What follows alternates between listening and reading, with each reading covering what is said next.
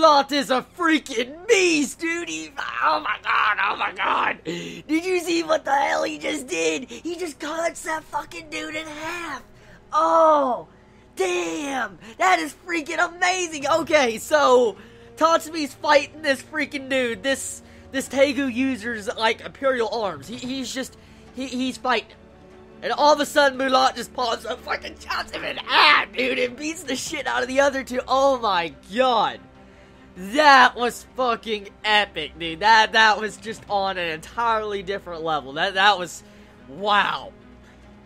Bulat is no fucking joke. You may put him down for his personality or whatever, but don't fuck with him in a fight, because he will cut you in half. No matter if you have 3 people, 3 Tegu users versus him, he will cut you down. Damn, that was good. That was a freaking good episode. Oh, yes. Amazing episode. It's good to see our side actually having some form of victory after the last episode with that death. That colossal death. Now, this episode, Bulat, oh my god, he's such a good character. He is a really fucking good character after this. I mean, I didn't think much of him. I thought he was just like Knuckle 2.0, honestly, from Hunter x Hunter. But to see him just be this badass and get a little bit of character development with him, of how he says, like, he was set up as a criminal that was trying to take down his commander, that was pretty messed up. That was really messed up the way that went down. It was a sad backstory. Now I see his entire motive and goal why he joined Night Raid, and now we understand his entire reasoning of why he's trying to take down the Minister. So, personally, this episode was a very good episode because it really dived deep into Bulat's character. We got to see more about him, and at the exact same time, we get to see a little bit of Tatsumi fighting that Tegu user. Now, the thing is, okay, as we know, Tegu users, when they go up against another Tegu user, one of them has to die. It's a given. One will die. One will come out alive, and one will die. And so now it's set up to where these Tegu users that's fighting Bulat will most likely either die or survive. I don't know. And I wonder if the same exact rule counts to if there's like 3v1. For instance, as we found out earlier on, I think episode 3, we found out if 2 Tegu users go against each other, that would mean that one of them has to die. But if there's like 3, okay, going up against one person, does that mean that, you know, also like 3 of the 4 are gonna die? Or can just 1 of the 4 die and that would be it? I mean, I'm curious exactly how that works. But besides that, the episode, wow, the animation was good. It was very good, and I love that melody, that flute, that song or whatever. That was a really good song. And then finding out that it was hypnosis and it was a Tegu ability, I was like, oh shit. And to see how Bulat, you know, just stabs his freaking leg, or well, we didn't specifically see him stab his leg, but I'm going to take a guess and say he did that. But to see how he wounded his own leg to not be under a brainwashing effect from that Tegu shows his experience as a character and a fighter, and it shows you how far he's willing to go to win.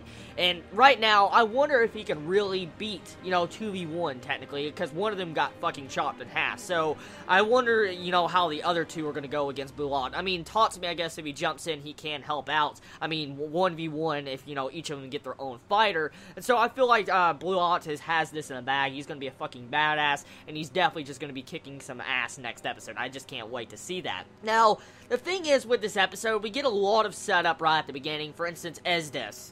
We get to find out that she is back in the capital, which we technically knew with the last episode right at the end. But with this episode, we get to see that she is on the move. She's going to be hunting down Night Raid, and now she has this own unit, this own group that's next to her, which one of them got killed this episode, and now she has 2 others. But the big thing is that she is so strong. She has so much malice and evil inside of her that Leone actually backed up with her animal instincts and didn't even attack her when she was by herself. For instance, Leone, as a character, as we've seen, she's really strong and she's badass. She is. But to see how she goes into like animal mode with her Tegu and she's on top of the roof scouting out Esdes and about to attack her when she is alone was a trap, a setup, and it just shows you the power. Because if, for instance, Leone cannot beat Esdes on a 1v1. A 1v1. There is no 2v1, no 3v1, just 1v1. And Leone cannot win. It shows you the power of Esdes. And also, for Esdes to be able to, I guess, sense the presence of Leone. For instance, she was able to sense the presence of Leone. I wonder exactly what type of ability that is. I mean, I highly doubt it's her Tegu, since her Tegu is like ice. So, I wonder exactly how was she able to sense it, or is it just ability given to the series. For instance, you know, since you're an assassin, you can sense the presence of evil or whatever. I don't know. I mean, it could be. I don't know.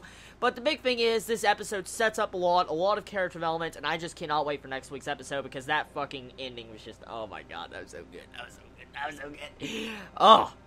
Tell me your thoughts, and how do you all feel about the aftermath of one of our comrades' deaths last week? I mean, how do you all feel about that? I mean, I've been told that this series is very dark, and I just couldn't believe last week. I was in an utter state of shock, I was. So, I'm glad we're getting past that, and now we're getting into, you know, the winning side. Now our side is winning. So, tell me your thoughts, everybody. I love all of you so much. You have a wonderful day or night wherever you live. Please be safe. Chibi out.